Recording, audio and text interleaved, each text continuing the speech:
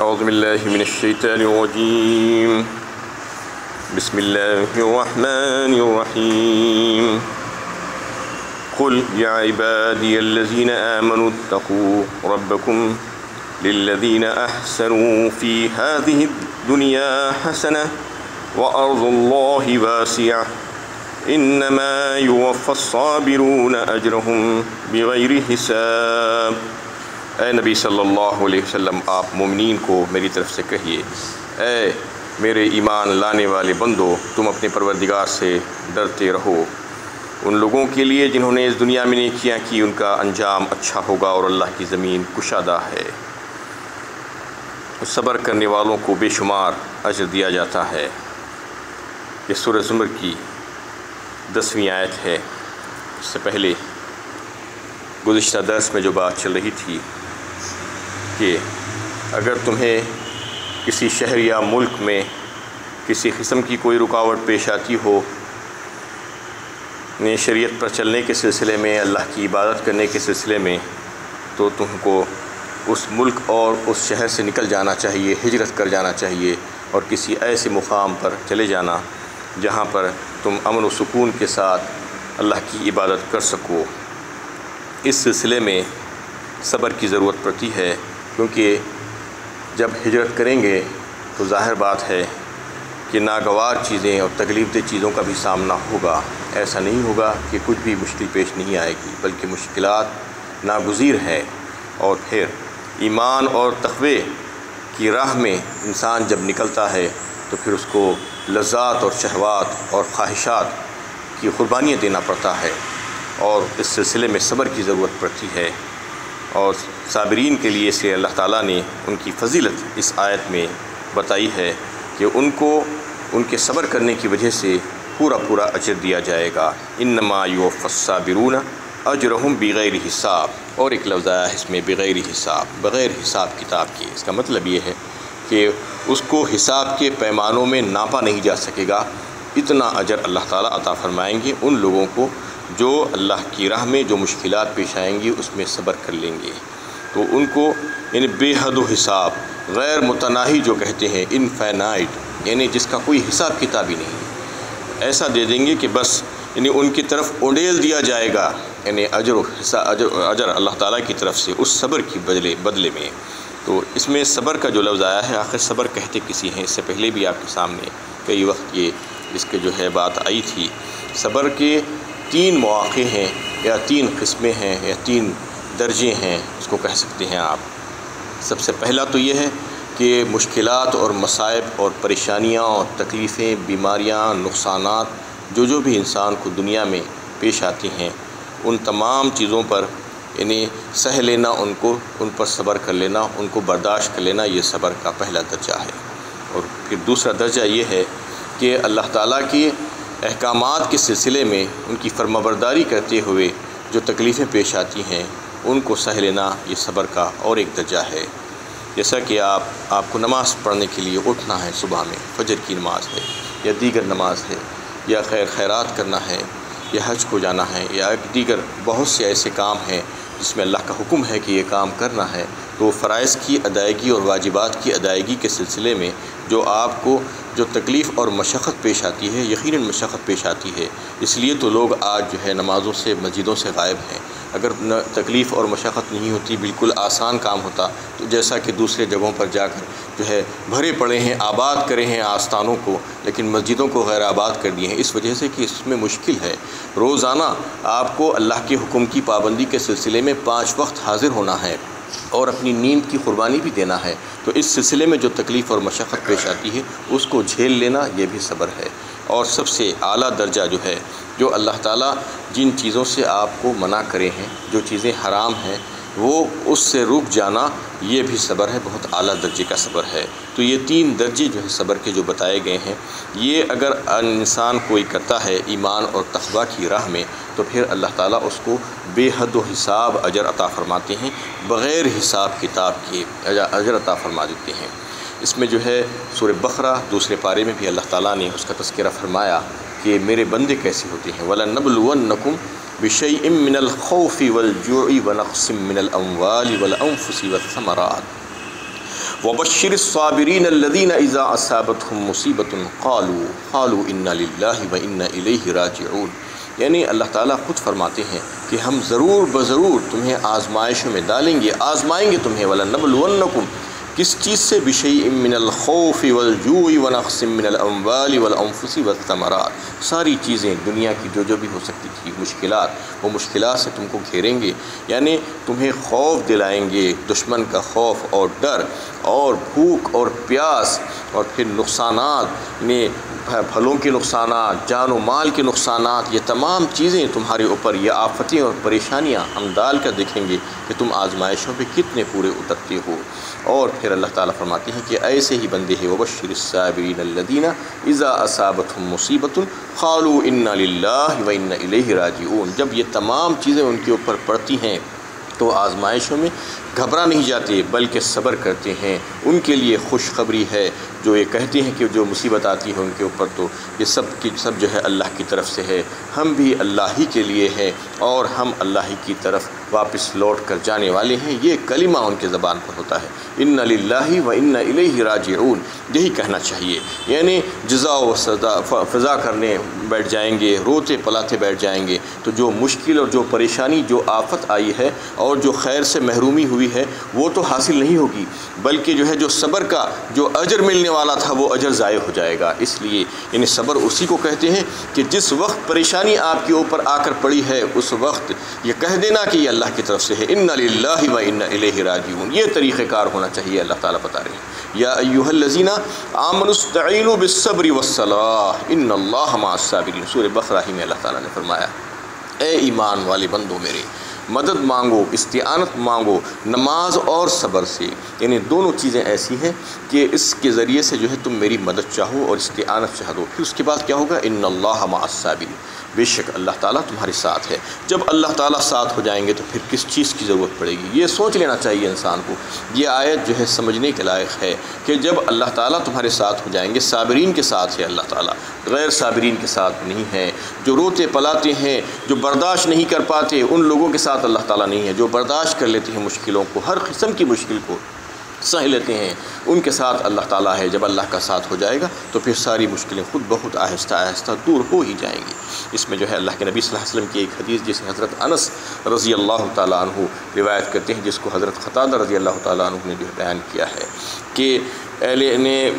قیامت کے روز جو ہے انہیں ایک پیمانہ لگایا جائے گا، اور عدل کا پیمانہ، اس میں جو ہے سب لوگوں کو جو عمل کیے تھے اس کے مطابق انہیں تول کر ان کا اجر دیا جائے گا۔ ایک ایک آدمی آتے جائے گا، اہل صدقہ آئیں گے، صدقہ دینے والے، تو ان کو ان کے جو ہے عمل کے مطابق اجر دے دیا جائے گا تول کر۔ ویسے ہی نماز پڑھنے والے آئیں گے، حج کرنے والے آئیں گے، دیگر عبادت اور اچھے اچھے کام عمل کرنے والے بھی لوگ آئیں گے، دوسرے بھی آئیں گے، سب کو ان کے مطابق اجر دے دیا جائے گا۔ جب دنیا میں مصیبتیں سہنے والے اور پریشانیاں اٹھانے والے، صبر کرنے والے صابرین آئیں گے تو پھر ان کے طرف صبر کو، ان کے طرف اجر کو بہا دیا جائے گا۔ ان کو جو ہے تول کر نہیں دیا جائے گا، ناپ کر نہیں دیا جائے گا، بلکہ اتنا دیا جائے گا کہ بہا دیا جائے گا ان کی طرف، بے حد و حساب کتاب نہیں، کوئی ناپنا نہیں، کوئی پیمانہ نہیں۔ یہ اللہ کے نبی صلی اللہ علیہ وسلم نے فرمایا۔ تو صبر کا اتنا بڑا اجر ہے۔ آج لوگ تھوڑی سی مشکل پڑ جاتی ہے تو پریشان ہو جاتے ہیں، اس لیے کہا جاتا ہے یہ مسلمانوں کو کہ اس کی طرف توجہ دیں، اور مسلمانوں کی تسلی ہے اس میں کہ تم جو ہے آج تھوڑا سا سہ لو، تھوڑا سا برداشت کر لو، کل تمہارا بہت اچھا ہوگا، کل تمہارے لیے عافیت ہوگی اور امن ہوگا اور سکون ہوگا۔ جو آج جو ہے خوشحالی میں ہیں، بڑی عافیت میں ہیں، اس روز بروز قیامت جب اللہ کے پاس آئیں گے تو یہ تمنا کریں گے، نہیں بتایا جاتا ہے روایتوں میں کہ کاش کہ ان کے جسموں کو خینچیوں سے کاٹ ڈالا جاتا اور پھر وہ اس پر صبر کر لیتے، تو پھر آج ہم بھی وہ صبر کا اجر پانے والوں میں شامل ہو جاتے۔ اس وقت وہ تمنا کریں گے۔ آج تھوڑی سی مشکل میں ہم پریشان ہیں، ہم کو جو ہے سہ نہیں جاتا، اللہ تعالیٰ فرماتے ہیں کہ سہ لو، آج برداشت کر لو، تھوڑا سا جو ہے تمہیں تکلیف جو آج ہو رہی ہے اس کو برداشت کرو۔ تو صبر کا جو انہیں اجر ہے وہ تو بے حد و حساب ہے،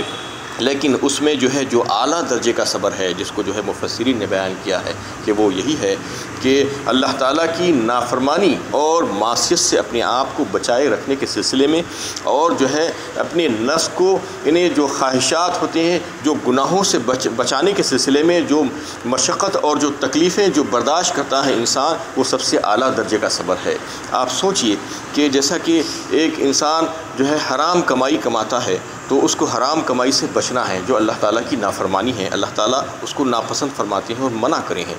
تو اس سے بچنے کے سلسلے میں اس کو کتنی مشکل پیش آئے گی۔ کوئی معمولی بات نہیں ہے کہ حرام کمائی لاکھوں کروڑوں کی تعداد میں آ رہی ہے، سود کھا رہے ہیں، رشوت کھا رہے ہیں، مال حرام غصب کر رہے ہیں لوگوں کی مالوں کو، اور اس وقت ان سے یہ کہا جائے کہ یہ اللہ کا حکم ہے کہ تم اس سے بچ جاؤ، یہ نافرمانی مت کرو، تو اس وقت اس کو اگر وہ بچنا چاہ رہا ہے تو کتنی مشقت اس کو اپنے اوپر جھیلنی ہوگی۔ ویسا ہی جھوٹ بولنے کا جو عادی ہے، اس کو اگر یہ کہہ دو کہ یہ جھوٹ اللہ کی نافرمانی ہے، اللہ تعالیٰ نے اس سے روکا ہے، گناہ کبیرہ ہے، تو اس کو جھوٹ سے بچنے کے لیے کتنی مشکل ہوگی۔ کوئی آسان کام نہیں ہے۔ شراب پینے والا ہے، اس کو شراب سے بچنے کے لیے کہو کہ اللہ کی نافرمانی ہے، اللہ تعالیٰ نے اس سے منع کیا ہے، تو اس سے بچنے کے سلسلے میں اس کو جو مشقت اٹھانی پڑے گی۔ یہ تمام چیزیں اس لیے کہ بتائی جا رہی ہے کہ یہ سب سے اعلیٰ درجے کا صبر ہے، جو اللہ تعالیٰ کی نافرمانیوں پر جو مشقت جھیلنا جو پڑتا ہے اس سے رکنے کے سلسلے میں، تو اس میں جو ہے جو رک جائے گا، جو صبر کر لے گا، وہ سب سے اعلیٰ درجے کا صبر کرنے والا ہوگا، تو اس کو جو ہے اللہ تعالیٰ بے حد و حساب اجر عطا فرمائیں گے۔ اس میں جو ہے انہی لوگوں کا تذکرہ ہے۔ قل انی امرت ان اعبد اللہ مخلصا لہ الدین، اے نبی صلی اللہ علیہ وسلم کہیے مجھے حکم دیا گیا ہے بلا شرکت غیر خالص اللہ ہی کی عبادت کروں، طاعت و عبادت اللہ ہی کے لیے ہے۔ یعنی اللہ کے نبی صلی اللہ علیہ وسلم کو یہاں سے تاکیداً جو ہے کہا جا رہا ہے اور کہلوایا جا رہا ہے۔ یہ خل جہاں جہاں پر آتا ہے اس میں تاکید کرنی مقصود ہوتی ہے۔ اللہ تعالیٰ کو یہ بتانا چاہتے ہیں اللہ تعالیٰ کہ یہاں پر بھی ان 3-4 آیتوں میں اگلی جو بتایا جا رہا ہے کہ نبی صلی اللہ علیہ وسلم کہہ رہے ہیں کہ میں خود بھی جو ہے اللہ تعالیٰ کی ایسی ہی عبادت کرتا ہوں کہ خالص کر کے اللہ تعالیٰ کو، کسی اور کو اس کے ساتھ شریک نہیں کرتا، اور شرک کا اس میں شائبہ تک نہیں ہے۔ وَأُمِرْتُ لِأَنْ أَكُونَ أَوَّلَ الْمُسْلِمِينَ، اور مجھے حکم دیا گیا ہے کہ سب سے پہلے میں خود مسلم ہوں۔ یعنی نبی صلی اللہ علیہ وسلم خود فرماتے ہیں کہ مجھے یہ بھی حکم دیا گیا ہے کہ میں سب سے پہلا اللہ تعالیٰ کا فرما بردار اور اطاعت گزار اور حکم بردار بندہ بن جاؤں، سب سے پہلا مسلم بندہ بن جاؤں۔ قل انی اخاف ان عصیت ربی عذاب یوم عظیم، یہ بھی کہیے کہ اگر میں بالفرض محال اپنے رب کی نافرمانی کروں تو مجھے قیامت کے عظیم ترین دن کے عذاب کا ڈر ہے۔ یعنی کتنی بڑی بات اللہ کے نبی صلی اللہ علیہ وسلم فرما رہے ہیں کہ مجھے ڈر ہے، مجھے خوف ہے کہ اگر بالفرض محال میں بھی نافرمانی کروں اللہ تعالیٰ کی تو مجھے جو ہے جو قیامت آنے والی ہے وہ عظیم ترین دن، اس میں جو ہے میں بھی بچ نہیں پاؤں گا۔ نبی اور پیغمبر تو معصوم ہوتے ہیں جن میں احتمال معصیت ہی نہیں ہوتا، جبکہ یہ قانون جو عذاب سے جو خوفزدہ ہیں، اور ہو سکتا ہے تو یہ غیر معصوم اور شرک و طغیان میں مبتلا جو لوگ ہیں آج دنیا میں، جو من مانی زندگی گزار رہے ہیں، ان کا کیا حال ہوگا۔ یعنی یہ نبی صلی اللہ علیہ وسلم کی بات جو ہے ان کے ذریعے سے، ان کی زبان سے کہلوایا جا رہا ہے کہ میں بھی خوفزدہ ہوں، اگر بالفرض محال میں اللہ تعالیٰ کی نافرمانی کروں گا تو قیامت کے روز میں بھی بچ نہیں پاؤں گا۔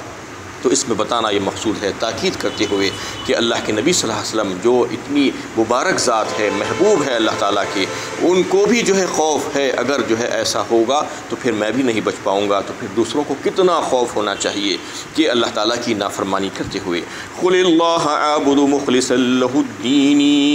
اے نبی صلی اللہ علیہ وسلم کہہ دو کہ میں خالص اللہ ہی کی عبادت کرتا ہوں، میری طاعت اور عبادت اسی کے لیے ہے۔ پھر فرما دیا ہے مقرر پھر سے کہ کہہ دیجیے آپ پھر سے کہ میں اللہ تعالیٰ کی عبادت بالکل ایسے کرتا ہوں خالص کر کے، اللہ تعالیٰ کو آمیزش پسند نہیں۔ شروع صورت سے آپ اگر دیکھیں گے تو مستقل اسی قسم کی آیتیں آ رہی ہیں، اخلاص اخلاص اخلاص کی بات آ رہی ہے، اس سے ہٹ کے کچھ نہیں۔ اللہ تعالیٰ کسی کے ساتھ جو ہے اپنے آپ کو ملانا پسند نہیں کرتے، کسی اور کو شریک کو کرنا پسند نہیں کرتے، ان کی عبادت میں کوئی اور اگر شریک ہو جائے تو وہ ان کو پسند نہیں ہے، وہ قابل قبول نہیں ہے۔ یہی وجہ تھی کہ جو ہے جب اسلام آیا تو مکے کے مشرکین جو تھے، عرب کے جو مشرکین تھے، وہ آخر میں انہیں یہ کہنے لگے کہ آپ ہمارے معبودوں کو برا بھلا مت کہو، ہم آپ کے اللہ کو برا بھلا نہیں کہیں گے، آپ چاہیں تو ہم جو ہے ان کی عبادت کرنے کے لیے تیار ہیں، اور آپ صرف اتنا کرو کہ ہمارے معبودوں کو گالیاں مت دو۔ تو نہیں کہہ دیا گیا ان سے کہ ایسا نہیں ہو سکتا، لا الہ الا اللہ کہہ دیا گیا۔ اسلام یہی کہتا ہے، اسلام میں جو ہے یہ نہیں ہے کہ یہ بھی کر لو وہ بھی کر لو، آج جیسا لوگ یہ سمجھ رہے ہیں کہ سب کو خوش کر لو، سب کو خوش کرنے کا چکر اس میں نہیں چل سکتا۔ جب تک کہ نفی نہیں ہوگی سارے معبودان باطلہ کی، اس وقت تک اللہ کی عبادت نہیں ہو سکتی۔ چاہے آپ ہزاروں بار کہہ لیں کہ میں اللہ کی عبادت کرنے والا ہوں، لیکن دوسروں کے ساتھ بھی آپ ویسا ہی کریں گے اگر سلوک، تو پھر وہ اللہ تعالیٰ کو پسند نہیں ہے۔ ان تمام آیتوں میں یہی اللہ تعالیٰ بتانا چاہ رہے ہیں کہ اخلاص ہونا چاہیے، خالصتاً اللہ تعالیٰ ہی کی عبادت ہونی چاہیے، کسی اور کی نہیں، اس میں کسی قسم کی آمیزش اور ملاوٹ اللہ تعالیٰ کو جو ہے پسند نہیں ہے۔ فَاعْبُدُوا مَا شِئْتُم مِّن دُونِهِ قُلْ إِنَّ الْخَاسِرِينَ الَّذِينَ خَسِرُوا أَنفُسَهُمْ وَأَهْلِيهِمْ يَوْمَ الْقِيَامَةِ أَلَا ذَلِكَ هُوَ الْخُسْرَانُ الْمُبِينُ۔ تم اس اللہ کے سوا جس کی بندگی کرنی چاہو کیے جاؤ، اے نبی صلی اللہ علیہ وسلم۔ یہ بھی کہیے کہ انتہائی نقصان اٹھانے والے تو وہ لوگ ہیں جنہوں نے قیامت کے دن اپنے آپ کو اور اپنے اہل و عیال کو خسارے میں ڈال دیا، ایسا خسارہ جس کی تلافی ممکن نہیں۔ خوب اور اچھی طرح سن لو، یہی اصلی گھاٹا ہے۔ اور پھر ان سے کہہ دیا گیا کہ میں تو اللہ ہی کی عبادت کرتا ہوں، خالص کر کے تم جس کی چاہے کر لو۔ میں نے تمہارے سامنے یہ بات واضح کر دی ہے، اس کے باوجود بھی اگر کوئی یہ چاہتا ہے کہ میں دوسروں کی بھی عبادت کروں تو کرو، لیکن قیامت کے روز تم کو جو ہے پتہ چلے گا کہ نہ صرف تم اپنے آپ کو نقصان میں ڈالے بلکہ تم اپنے اہل و عیال کو بھی نقصان میں ڈال دیے۔ حالانکہ حکم یہ دیا گیا تھا کہ اپنوں کو، خود اپنی ذات کو اور اپنے اہل و عیال کو بچائے رکھو۔ یا ایھا الذین آمنوا قوا انفسکم واہلیکم نارا، اس آگ سے جس کا ایندھن جو ہے تم بن جاؤ گے، انسانوں کو جو ہے ایندھن بنایا جائے گا، تو اس لیے جو ہے تمہیں حکم دیا گیا تھا، لیکن تم نے اپنے آپ کو بھی نہیں بچایا اور اپنے اہل و عیال کو بھی نہیں بچایا۔ تم نے جو ہے اس آگ میں ان تمام کو جھونک دیے، یعنی غلط تعلیم و تربیت کے نتیجے میں خود بھی نقصان و آخرت میں رہے، اور اپنے اہل و عیال کو بھی، اور عزیز و اقارب اور دوست احباب اور ساتھیوں کو بھی لے کر ڈوبے۔ وآخر دعوانا ان الحمد للہ رب العالمین۔